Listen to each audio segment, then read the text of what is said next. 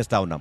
ఇప్పుడు బల్మూరు వెంకట గారికి ఏం చేశారంటే ఆయనకు ఒకటి భిక్షం వేసిండు, ఎమ్మెల్సీ భిక్షం అంటే నీ ఒక్కడికి ఉద్యోగం రాగానే సరిపోయిందా బల్మూరు వెంకట గారు? మరి రాష్ట్రంలో ఉన్నటువంటి నిరుద్యోగుల పరిస్థితి ఏంటిదని చెప్పేసి బల్మూరు వెంకట గారిని అడుగుతున్నాను.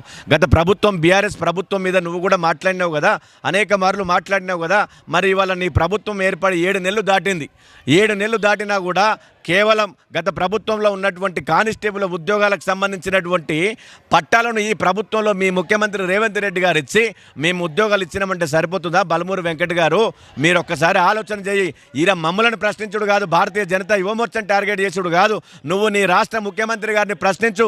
నీ ఒక ఎమ్మెల్సీగా ఈ రాష్ట్రంలో ఉన్నటువంటి నిరుద్యోగుల పట్ల కొట్లాడినటువంటి వ్యక్తిగా ఇవాళ నువ్వు నీ రాష్ట్ర ముఖ్యమంత్రి గారిని ప్రశ్నించి ఇవాళ 7 నెలలు అవుతుంది.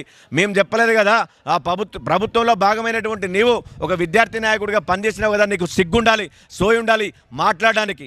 ఎందుకంటే నీకు ఏ అర్హతతోటి మాట్లాడుతున్నావు ఇవాళ ఎందుకు ఈ నిరుద్యోగుల పక్షాన నువ్వు ఎందుకు అడుగుతలేవు? అంటే నీకు ఎమ్మెల్సీ ఇవ్వగానే సరిపోయిందా? ఇవాళ నీ ప్రభుత్వం రాగానే సరిపోయిందా? నీ ప్రభుత్వంలో నీ పార్టీ నీ ఎన్ఎస్యుఐ నాయకులకు ఇవాళ కొద్దిగా బొక్క దొరకంగానే సరిపోయిందా? ఈ రాష్ట్రంలో ఉన్నటువంటి నిరుద్యోగుల పరిస్థితి మీకు అవసరం లేదా? ఒకసారి బయట తిరిగి ఇవాళ ఉస్మానియా యూనివర్సిటీ కానీ, కాకతీయ యూనివర్సిటీ కానీ, పాలమూరు యూనివర్సిటీ కానీ, శాతవాహన యూనివర్సిటీ కానీ, యూనివర్సిటీ వేదికల మీదకి పోయి ఒకసారి మాట్లాడు. నిన్ను దగ్గర రానియరు కొడక, నీ బట్టలు ఉడదీసి కొడతారు. ఇవాళ యూనివర్సిటీలలో పోతే నీ బట్టలు ఉడదీసి కొడతారు. నీ మాయ మాటలు నమ్మే ప్రసక్తి లేదు. నీకు శాతనైతే నీ ముఖ్యమంత్రి రేవంత్ రెడ్డిని ఒప్పించి ఇమ్మీడియట్లీ ఇవాళ తక్షణమే జాబ్ క్యాలెండర్ను విడుదల చెప్పి, లేదంటే కొడక నిన్ను ఊర్లలో కూడా తిప్పనియరు, కబ్బద్దారా అని చెప్పేసి బల్మూరు వెంకట గారిని హెచ్చరిస్తూ ఉన్నాను నేను. ఇప్పుడు నీకు సోయి ఉండాలి కదా, నీకు తెలుసు ఎమ్మెల్యే ఎలక్షన్ అయిన తర్వాతనే ఎంపీ ఎలక్షన్స్ వస్తాయని. ఎంపీ ఎలక్షన్ వచ్చిన తర్వాత స్థానిక సంస్థల ఎలక్షన్స్ వస్తాయని నీకు తెలిసే కదా మేము చెప్పినామా? అది జాబ్ క్యాలెండర్ మేము విడుదల చేస్తామని, గ్రూప్ 2 గ్రూప్ 3 పోస్టులను పెంచుతామని మేము చెప్పినామా? గ్రూప్ 1కి 1:100 మెయిన్కి క్వాలిఫై చేస్తామని మేము చెప్పినామా? నువ్వే కదా చెప్పింది, నీ ప్రభుత్వమే కదా చెప్పింది, నీ ముఖ్యమంత్రి రేవంత్ రెడ్డే కదా చెప్పింది, మేము చెప్పలే కదా. అంటే ఓడ దాటేదాకా ఓడమల్లన్నా, ఓడ దాటిన తర్వాత బోడమల్లన్నా. అంటే నీ విధానం అట్లా ఉన్నది. అంటే ఎలక్షన్లో గెలిచేంత వరకు అంటే నీ దాహం తీరిందా? నీకు ఇంక ఇప్పుడు అధికార దాహం తీరింది కనుకనే ఇవాళ మళ్ళీ నిరుద్యోగుల పట్ల మాట్లాడే విధానం ఇది. అంటే మేము ఎవరం కూడా చెప్పలేదు. దయచేసి బల్మూరు వెంకట గారు నువ్వు ఒకసారి నీ ముఖ్యమంత్రి రేవంత్ రెడ్డి కానీ, నీ నాయకులు కానీ, నీ రాహుల్ గాంధీ నీ అధినాయకుడు అని చెప్పుకునేటువంటి రాహుల్ గాంధీ ఆ రోజు హైదరాబాద్ చిక్కడపల్లిలో ఉన్నటువంటి సెంట్రల్ లైబ్రరీలో కూర్చొని ఏం మాట్లాడిండు అది మర్చిపోయినవేమో బల్మూరు వెంకట్. ఒకసారి నువ్వు గుర్తు తెచ్చుకొని నీ రాహుల్ గాంధీని ప్రశ్నించు. ఆ రోజు ఏమైంది మరి? నీ రాహుల్ గాంధీ చెప్పినప్పుడు మరి నీకు సోయి లేదా? మరి అప్పుడు నువ్వు చెప్పచ్చు కదా, అన్న మనం అంత ఫాస్ట్గా మనం విడుదల చేయలేము, మనకు చాలా సమయం కావాలని చెప్పేసి ఎలక్షన్ల ముందుకు ఎందుకు చెప్పలే? ఇవాళ అధికార దాహం తీరిందని చెప్పేసి ఇవాళ ప్రజల్ని మభ్యపెట్టుకుంటా ఇవాళ అంటే బురద జల్లే ఆ భారతీయ జనతా పార్టీ మీద బురద జల్లే ప్రయత్నం తప్ప మరొకటి లేదు. నువ్వు తక్షణమే నీ రాహుల్ గాంధీని అడిగి, నీ ముఖ్యమంత్రి రేవంత్ రెడ్డి గారిని అడిగి ఈ యొక్క నోటిఫికేషన్ విడుదల చేయాలని చెప్పేసి మేము డిమాండ్ చేస్తూ ఉన్నాం. మేము ఎక్కడ కూడా బీఆర్ఎస్ పార్టీకి ఎక్కడ కూడా మేము సపోర్ట్ చేయలేదు. బీఆర్ఎస్ పార్టీ అయినా కాంగ్రెస్ పార్టీ అయినా రెండు ఒకటే. అవి రెండు ఒక పుట్టల నుంచి వచ్చినటువంటి పాములే, అవి రెండు విష సర్పాలే. కాంగ్రెస్ పార్టీ కానీ గతంలో కాంగ్రెస్ పార్టీకి నీచ చరిత్ర ఉన్నది, బీఆర్ఎస్ పార్టీ కూడా గతంలో నీచ చరిత్ర ఉన్నది. గత 10 ఏళ్ళు పాలించినటువంటి బీఆర్ఎస్ పార్టీ కూడా ఇచ్చినటువంటి ఏ హామీ మీద అయితే తెలంగాణ ట్యాగ్లైన్ నీళ్లు నిధులు నియామకాలు అనేటువంటి అంశం మీద ప్రత్యేక తెలంగాణ రాష్ట్రాన్ని సాధించుకున్నాం. ప్రత్యేక తెలంగాణ సాధించుకున్న తర్వాత అమరవీరుల పునాదుల మీద ఏర్పరచుకున్నటువంటి బీఆర్ఎస్ ప్రభుత్వం ఆ రోజు కూడా నిరుద్యోగులందరినీ కూడా విస్మరించి పాలించింది. మళ్ళీ ఇవాళ అదే అమరవీరుల నిరుద్యోగుల పునాదుల మీద నిరుద్యోగుల కొట్లాడితే ఇవాళ కాంగ్రెస్ పార్టీ అధికారంలోకి వచ్చింది. కాంగ్రెస్ పార్టీని ఎవరు నమ్మలే, కానీ నిరుద్యోగులందరూ జోలగట్టుకొని పనిచేసిళ్ళు. ప్రతి ఊర్లలో కూడా ప్రత్యామ్నాయ పార్టీగా ఈ ప్రభుత్వాన్ని బీఆర్ఎస్ ప్రభుత్వాన్ని పడగొట్టి ఒక ప్రత్యామ్నాయ ప్రభుత్వాన్ని ఏర్పాటు చేయాలని చెప్పేసి నిరుద్యోగులందరూ ఊర్లలో తిరిగి ప్రచారం చేస్తే అది కాంగ్రెస్ పార్టీకి వరమై కాంగ్రెస్ ప్రభుత్వం అధికారంలోకి వచ్చింది. అది మర్చిపోతున్నట్టున్నారు. కానీ కాంగ్రెస్ ప్రభుత్వం కూడా సేమ్ బీఆర్ఎస్ పార్టీ ఏ విధంగా అవలంబించిందో ఇవాళ కూడా కాంగ్రెస్ ప్రభుత్వం అదే విధంగా అవలంబిస్తుంది తప్ప మేము ఇలా బీఆర్ఎస్ పార్టీకి మేము సపోర్టు కాదు. బీఆర్ఎస్ కాంగ్రెస్ రెండు ఒకటే. మీరిద్దరూ తోడు దొంగలే. మీరు ఆడుతున్నటువంటి నాటకంలో ఇవంతా మేమందరం పావులవుతున్నాం. ఇవాళ ఈ రాష్ట్రంలో ఉన్నటువంటి నిరుద్యోగులు సబ్బండ జాతులు పావులవుతున్నారు. కనుక బీఆర్ఎస్ బీజేపీ ఎప్పుడు కూడా ఒకటి కాదు. మీరు అర్థం చేసుకోండి. కవితను అరెస్ట్ చేసి ఇన్ని రోజులు జైల్లో ఉన్నదంటే మీరు అర్థం చేసుకోవచ్చు.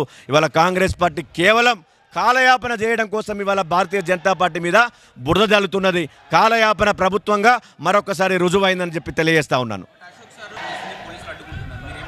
ఇప్పుడు మేము అశోక్ సార్ ముమ్మాటికి ఇవాళ నిరుద్యోగుల పక్షాన పోరాడుతూ ఉన్నాడు. ఇప్పుడే కాదు, గతంలో కూడా అశోక్ సార్ అనేక ఉద్యమాలు చేసిండు. యూనివర్సిటీ వేదికల మీద కానీ, ఇవాళ బహిరంగ వేదికల మీద కానీ, ఎక్కడైతే ప్రతి దగ్గర కూడా ఈ నిరుద్యోగుల పట్ల అశోక్ సార్ కూడా చాలా పాపం కష్టపడుతూ ఉన్నాడు. ఆయన మొన్న కూడా ఎమ్మెల్సీ ఎన్నికల్లో పోటీ చేసినప్పుడు కూడా ఆయన బలమేంతో ఈ రాష్ట్రంలో ఉన్నటువంటి కాంగ్రెస్ ప్రభుత్వానికి తేటతెల్లమైంది. ఇవాళ అలాంటి అశోక్ సార్ ఇవాళ నిరుద్యోగుల పక్షాన కొట్లాడుతూ ఉన్నాడు. నిరుద్యోగులకు ఉద్యోగాలు ఇవ్వండి, నిరుద్యోగులు ఆగమైపోతున్నారు, వాళ్ళ బతుకులు ఛిద్రమైపోతున్నాయి, యూనివర్సిటీ వేదికల మీద గడ్డాలు పెంచుకుంటున్నారు, వాళ్ళకు పెళ్లి పెడాకులు లేకుండా ఇవాళ ఇబ్బంది పడుతున్నారు, వాళ్ళ పరిస్థితులు అగమ్యచరంగా ఉన్నాయి, వాళ్ళ బతుకులు బాగుపరచండి అని చెప్పేసి ఈ కాంగ్రెస్ ప్రభుత్వం మీద ఇవాళ అశోక్ సార్ ఫైట్ చేస్తూ ఉన్నాడు. దానికి మద్దతుగా కూడా భారతీయ జనతా యువమోర్చా మేము కూడా మద్దతు తెలిపినాం. అశోక్ సార్ కొట్లాడేది ముమ్మాటికి నిజమైనటువంటి కొట్లాట. వెంటనే అశోక్ సార్ కూడా మేము ఒకటే డిమాండ్ చేస్తా ఉన్నాం, అశోక్ సార్ని కూడా డిమాండ్ చేస్తా ఉన్నాం, మీరు ఎక్కడ కూడా తగ్గద్దు, మీ పక్షాన మేము కూడా భారతీయ జనతా పార్టీ మీ తరపున మేము కూడా కొట్లాడతాం.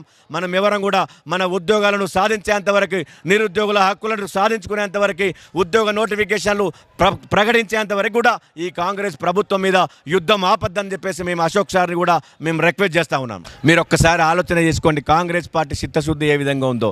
ఒక దిక్కు నిరుద్యోగులు ఉద్యమాలు చేస్తూ ఉన్నారు, మరొక దిక్కు కుల సంఘాలు ఉద్యమాలు చేస్తూ ఉన్నారు. కానీ వాళ్ళ ఆలోచన విధానం ఎమ్మెల్యేలను జాయిన్ చేయించుకోవాలి, ఎమ్మెల్సీలను జాయిన్ చేయించుకోవాలి, కాంగ్రెస్ పార్టీని పటిష్టపరచుకోవాలి.